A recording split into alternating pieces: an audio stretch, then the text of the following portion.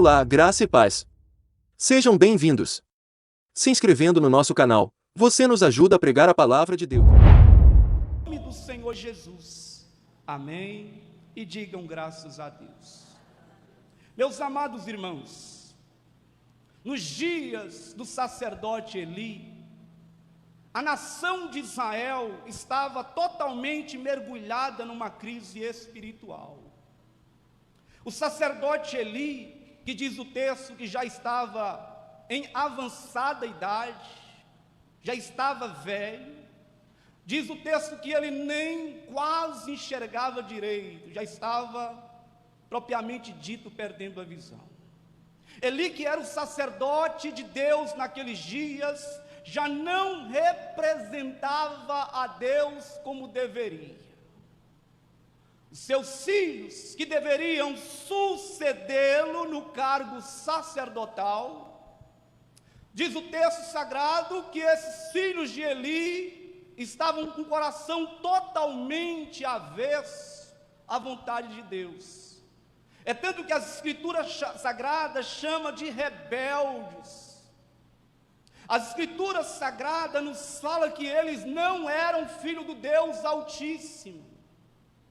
Diz o texto sagrado que a nomenclatura que cabia bem neles eram filhos de Belial. Belial são demônios. Imaginemos, irmãos, o dilema que o sacerdote Eli estava vivenciando nos seus últimos dias.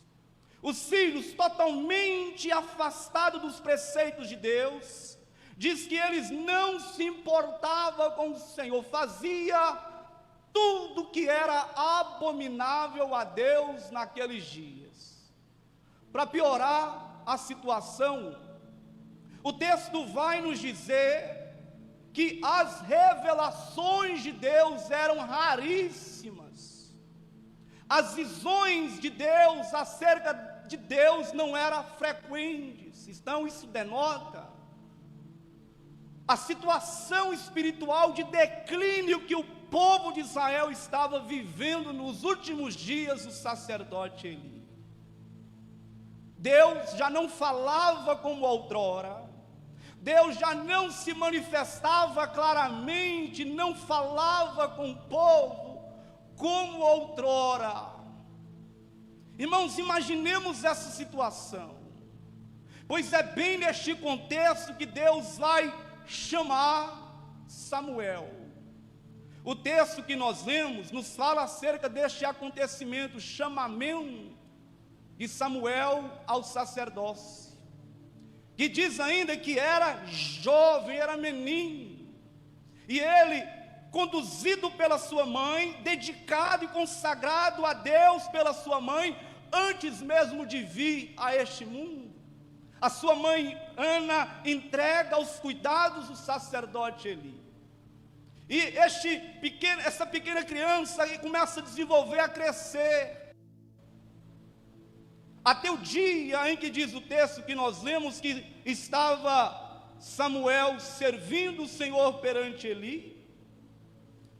E diz que uma certa noite, o sacerdote adormecido, o jovem Samuel também adormecido, diz que antes que a lâmpada do templo ou do tabernáculo, porque o templo até aquele tempo não havia sido erguido, somente depois de Davi, no período de Salomão, era o templo, era a tenda ou tabernáculo, que já tinha as três principais repartições. Diz que o jovem Samuel estava ali, dormindo, juntamente, talvez em outra recâmara, o sacerdote Eli. E diz que num certo momento Deus chama audivelmente: Samuel, Samuel. Samuel então desperta, e ele diz: fala. Mas ele vai em direção ao sacerdote Eli, que ali estava, e disse: por que me chamaste? Ele, sem entender coisa alguma, disse: olha, eu não te chamei coisa alguma, volta e torna a te deitar. E quando ele vai e volta, diz que pela segunda vez a voz ecoa, dizendo: Samuel, Samuel. ele novamente levanta e vai em direção ao sacerdote Eli e diz: por que me chamaste? Novamente o sacerdote Eli disse: olha, eu não te chamei, torna a deitar-te. E foi assim até a terceira vez. Deus novamente chama Samuel, Samuel desperta. Ele vai novamente porque ele não tinha discernimento acerca da voz de Deus naqueles dias. Ele vai até o sacerdote Eli, como diz o texto, e ele diz: por que me chamaste? E novamente ele disse: eu não te chamei, Samuel. Mas faz uma coisa dessa vez: quando ouvires novamente chamar pelo teu nome, apenas diga: fala, Senhor, que o teu servo ouve. Naquele momento diz que Samuel identificou o que era o chamamento de Deus para a vida daquele jovem que ali estava. Assim sendo, Samuel volta para a sua recâmara, deita novamente, e a voz de Deus agora ecoa, mas ecoa de uma forma diferente. Porque diz o texto sagrado que agora não somente a voz de Deus se faz presente ali, mas o próprio Deus vai até aquela recâmara, aquele local onde se encontrava o jovem Samuel, e Deus então disse: Samuel, Samuel, e ele então respondeu: fala, Senhor, que o teu servo ouve. Irmãos amados, eu quero me ater aqui o versículo 3 deste texto que nós lemos nessa noite, a essa frase enfática, clara de Deus, que diz o seguinte: que antes que a lâmpada de Deus se apagasse, antes que a lâmpada de Deus se apagasse, Deus chamou a Samuel. Que lâmpada é essa, meus irmãos e irmãs? Essa lâmpada era o castiçal ou candelabro, era uma peça feita totalmente de ouro, e nessa lâmpada ou neste candelabro existia 7 fachos de fogo, e este fogo era simplesmente mantido por o azeite, mas não era qualquer azeite, era o azeite mais puro extraído naqueles dias, que servia de utilidade para manter essas lamparinas, ou este castiçal, ou candelabro, que ficava no santo lugar, fazendo divisa ao santíssimo lugar. Para que servia, irmãos amados, essa lamparina, ou essa lâmpada, ou este castiçal, ou candelabro? Este castiçal tinha a função de simplesmente de clarear o ambiente sagrado, manter claro. Mas tinha uma simbologia muito forte neste candelabro, nessa lâmpada acesa. Primeiramente, essas lâmpadas ou este candelabro simbolizava a presença de Deus no meio do povo de Israel. Enquanto aquela lamparina se mantivesse acesa, era como se Deus de Israel estivesse reinando entre o povo dele naqueles dias. Mas essa lamparina, ou essa chama acesa, também tem a simbologia da pessoa do Espírito Santo. Talvez você não saiba, mas um dos símbolos do Espírito Santo é o fogo que não se consome, é o fogo que está constantemente aceso. Lembra no dia de Pentecoste, quando o Espírito Santo desce, apareceu entre os seus discípulos línguas repartidas como de fogo. Mas este fogo, essa lamparina, também representa ou simboliza a pessoa do Senhor Jesus Cristo. Lembra que Jesus, certa vez, ele disse que eu sou a luz do mundo, e aquele que me segue não andarás em treva. Há alguém aqui que está seguindo essa luz? Deixa eu ver. Se você está seguindo essa luz, diga glória a Deus nessa noite. Amados irmãos, mas o sacerdote, juntamente com os levitas, tinha a responsabilidade primordial de manter a chama do castiçal aceso. durante 24 horas por dia, durante os 7 dias da semana, durante o ano inteiro, essa lâmpada, este castiçal, essa chama jamais poderia ser apagada ou se apagar. Eles tinham, olha para cá, se alguém estiver usando celular, e desliga o celular, meu irmão. Entenda bem que eles tinham essa responsabilidade de manter essa chama acesa. Eles tinham essa responsabilidade, essa função de manter o castiçal aceso, e por nada poderia se apagar. Era uma ordenança direta de Deus: o fogo arderá continuamente. Não pode cessar essa chama. Eles tinham então essa responsabilidade, amados irmãos e amadas irmãs, de manter este castiçal aceso, que, como eu disse, simbolizava a presença de Deus entre eles. Trazendo para as nossas vidas aqui nesta noite, nós temos essa mesma responsabilidade de manter a chama de Deus acesa em nossas vidas. A pergunta que eu faço diretamente a você que aqui está nesta noite: como é que está a chama de Deus na sua vida? Como que está a lamparina de Deus na sua vida? Como está o seu castiçal? Como está o seu relacionamento com Deus nesses dias, meus irmãos? Nós sabemos que nós temos vivido dias, de acordo com a Bíblia, que diz que são dias difíceis, dias trabalhosos. E se há algo que nós como cristãos precisamos manter, é a chama de Deus acesa, avivada em nossas vidas. Nós não podemos, irmãos, permitir que a chama de Deus se apague em nossas vidas, meus amados irmãos. A realidade de alguns é uma realidade triste, porque com certeza já teve este castiçal aceso, essa vida em ebulição na presença de Deus, uma vida fervorosa, mas nos dias, nos momentos atuais, como é que se encontra nesses dias? Como é que está o seu relacionamento com o Senhor? Certo é que entre nós há duas classes de pessoas. Primeiramente, há a classe de pessoas que a chama se encontra apagada pelo descuido, vacilo que se deu na vida. E outra classe é aqueles que a chama estão se apagando.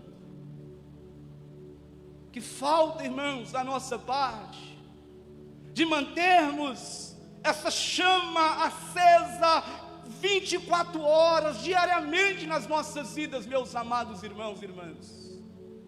Quando olhamos para este texto, nós conseguimos nessa noite extrair algumas lições através da vida desse jovem Samuel, que nem homem formado era ainda.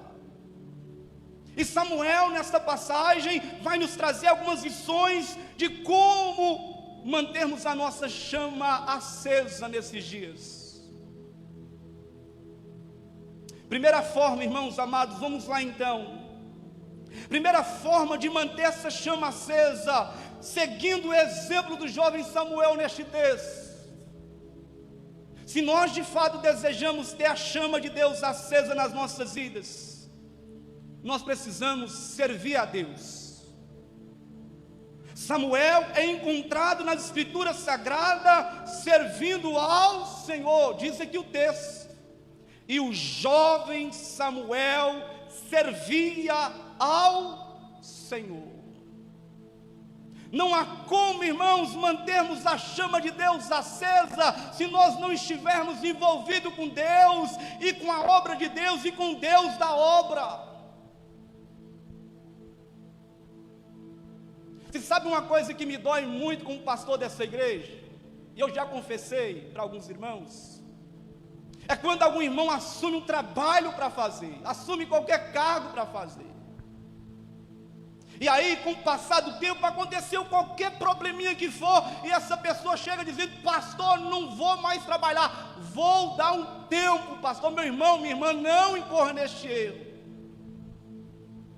porque a gente pode observar o declínio de muitos, quando deixa de se envolver com Deus e com Deus da obra, meu irmão. E uma forma de nós mantermos a nossa chama acesa é servindo ao nosso Deus, é servindo ao nosso Criador, é servindo a igreja, é servindo uns aos outros. Quanto mais você serve a Deus, meu irmão, mais a sua vida é avivada na presença de Deus, mais a chama permanece acesa na presença do Senhor. Você pode reparar, aquelas pessoas que pouco se envolvem com Deus e com Deus da obra e com a obra deste Deus, elas se esfriam, irmãos, elas vão se declinando espiritualmente. Meu irmão, talvez você é essa pessoa, você que está nessa noite. Talvez em algum momento você chegou a se envolver com o serviço de Deus, com a obra de Deus, mas aconteceu algum problema. Como que você se encontra nessa noite? Como está a sua chama, meu irmão, nesta noite? Veja bem que é uma recomendação do apóstolo Paulo, que ele diz: sede fervoroso no Espírito, servindo a Deus. Onde está o seu fervor, o seu entusiasmo, o seu brilho em servir a Deus e se envolver com Deus e com as coisas de Deus, meu irmão? O texto diz que Samuel, ele servia a Deus, ele servia, meu irmão. Nós precisamos servir a Deus nesses dias. Deus, ele tem uma obra a realizar na sua vida, e através da sua vida, muitas pessoas podem ser alcançadas através de você, meu irmão, minha irmã. Salmo 100 diz o quê? Celebrai com júbilo ao Senhor, servi ao Senhor com alegria. Fervor, meu irmão. Quanto mais você se envolve com Deus, mais fervoroso você é na presença dEle, meu irmão.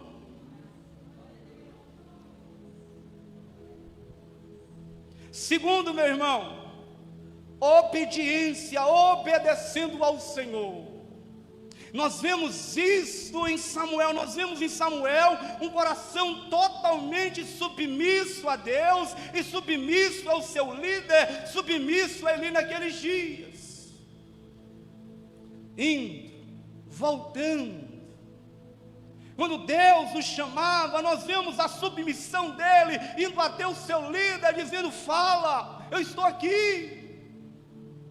Isso a gente vê presteza, a gente vê dedicação, a gente vê submissão, a gente vê obediência. Talvez você, na primeira vez que Deus chamasse fulano, ciclano, ou Pedro, ou João, ou Marcos, talvez você diria até a pessoa, o sacerdote ali: sim, eu estou aqui. Pode falar: não, não estou te chamando, volta a deitar. Talvez por ali mesmo você seria acometido do sono e não retornaria. Mas a gente vê, irmãos, essa obediência por parte de Samuel. E eu digo que não há como mantermos a nossa chama acesa com o coração submisso, igreja. Não há como mantermos a chama de Deus acesa na nossa vida, sendo rebeldes como os filhos de Eli, desviados, filhos de Belial, envolvidos com as coisas deste mundo. Não há, irmãos, como mantermos a chama de Deus com um coração insubmisso, um coração rebelde, um coração que não é obediente à voz de Deus. Você deseja manter a chama de Deus acesa? O caminho é obedecer a Deus. É obediência, e obediência, eu digo assim, até nos mínimos detalhes, nas mínimas coisas, um coração totalmente rendido, obediente a Deus, a ponto de dizer: Senhor, fala que o teu servo está aqui, eu estou aqui, Senhor. Terceiro, como manter a chama de Deus acesa nas nossas vidas, irmãos? Isso aqui é indispensável para quem quer manter-se avivado na presença de Deus, ou a chama de Deus avivado na vida. Como? Ouvindo a voz de Deus, meu irmão. Ouvindo a voz de Deus. Nós estamos num mundo onde se ouve muitas vozes. E às vezes, pelo fato de nós ouvirmos muitas vozes que nos rodeia, isso nos leva simplesmente a fazer com que a nossa chama, ela vai perdendo a força, o fogo vai perdendo o brilho, meu irmão. Simplesmente porque nós paramos para ouvir todas as coisas, ouvimos o noticiário, ouvimos o mundo, ouvimos opiniões, temos tempo para ouvir o que está acontecendo nas redes televisivas, na rede social, irmãos, e às vezes não temos tido tempo para ouvir o principal, a voz de Deus, meu irmão. A voz de Deus, meu irmão. Jesus disse que nem só de pão viverá o homem, mas sim de toda a palavra que procede da boca de Deus, igreja. A nossa vida depende de ouvirmos a Deus. Ouvirmos Deus falar conosco, a sua voz soando aos nossos ouvidos. Assim nós vemos o interesse de Deus em todas as escrituras sagradas. Deus falando com o homem, Deus procurando se aproximar do homem através da sua voz mansa, assim como lá no Éden. Assim como Elias enfurnado naquela caverna, Deus falou com Elias naquele lugar. E quanto mais nós ouvimos a Deus, meu irmão, mais a chama ela se torna avivada na presença do Senhor. Veja bem que o salmista, no Salmo 39, ele vai passar por uma experiência gloriosa, dizendo que quando ele meditava nas coisas de Deus, o coração dele foi tomado por um fogo, incendiava, queimava a sua alma, meu irmão. Ah, irmão querido, como eu almejo que a palavra de Deus venha arder no seu coração nesses dias. Como nós almejamos, irmãos, que a palavra de Deus venha arder, venha queimar nos corações dessa igreja.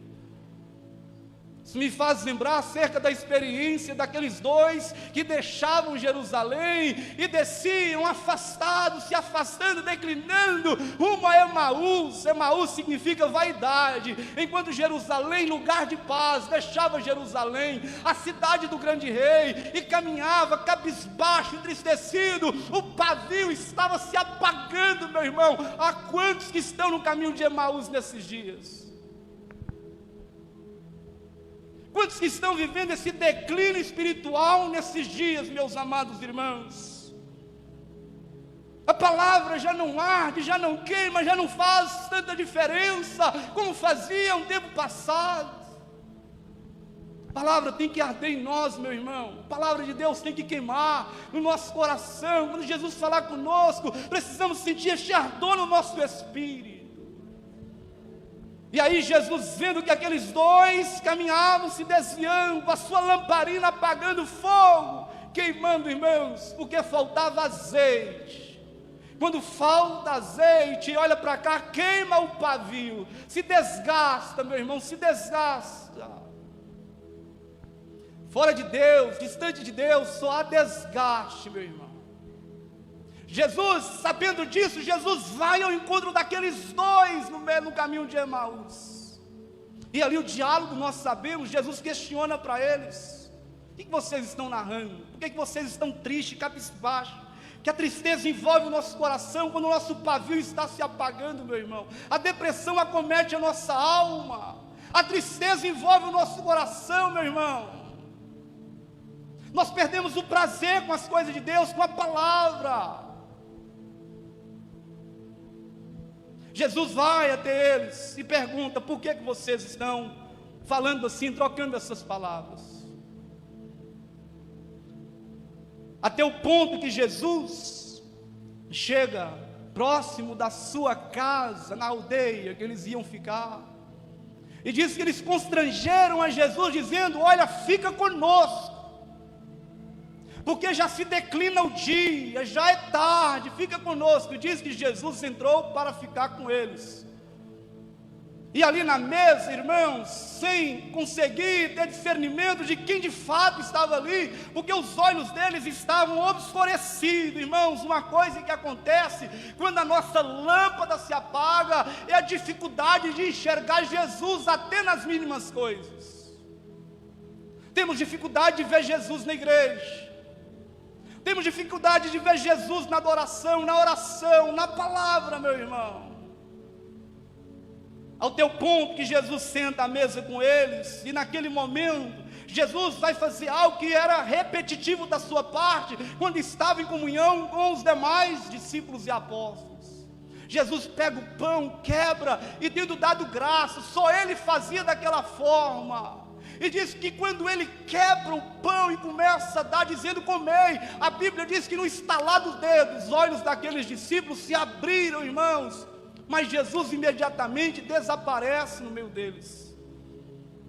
Mas o coração deles agora estava embraseado pela presença de Jesus. O coração deles agora estava queimando, irmãos, ardendo naquele momento, irmãos, a ponto deles disserem uns para os outros: porventura não ardia o nosso coração quando Ele falava conosco? Não há como mantermos a chama de Deus acesa, meu irmão, se não temos tempo para ouvir a Deus. Deus continua falando nesses dias, a voz dele continua ecoando, a voz dele continua latente, pulsante aos nossos ouvidos nesses dias. E em quarto, ligando a este terceiro ponto, irmãos, não há como mantermos a chama de Deus acesa, se não alimentarmos a nossa alma com as escrituras sagradas, com a palavra de Deus. Samuel está interessado: fala, Senhor, que o teu servo ouve. Palavra, meu irmão, escritura sagrada. Não há possibilidade alguma de mantermos a chama acesa, uma vida afastada, ausente da palavra de Deus. Outra coisa que me dói nesses dias é que se prega sobre muitas coisas em muitos púlpitos nas igrejas ditas evangélicas. Vê muito mover, muito movimento, irmãos, mas palavra escassa. A escassez de pão em muitas padarias evangélicas.